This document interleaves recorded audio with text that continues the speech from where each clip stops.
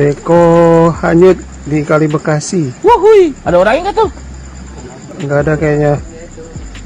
Viral ekskavator tak bertuan hanyut di aliran Sungai Bekasi. Tengah ramai momen saat sebuah alat berat ekskavator nampak hanyut di Kali Bekasi dan menjadi perhatian warga sekitar. Hal itu kini ramai usai diunggah di sosial media, salah satunya akun Instagram @bekasi terkini pada Senin, 18 November 2024. Alat berat jenis beko hanyut di Kali Bekasi Pondok Gede Permai Jatiasih, Senin, 18 November 2024, dini hari. Hal itu terjadi karena tinggi muka air di Kali Bekasi sedang meningkat secara drastis, tulis keterangan pada unggahan.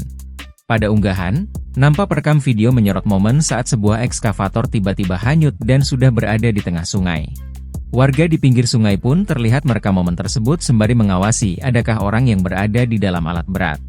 Beko hanyut di Kali Bekasi. Ada orangnya gak tuh?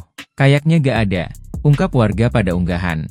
Dalam video yang beredar, ekskavator tersebut terlihat berada di atas benda seperti alas kemudian terbawa arus deras kali di Bekasi.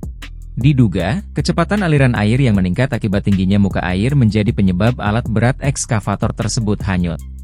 Aliran air yang cukup deras membuat alat berat itu tidak dapat bertahan di tempat semula dan terus hanyut mengikuti aliran sungai.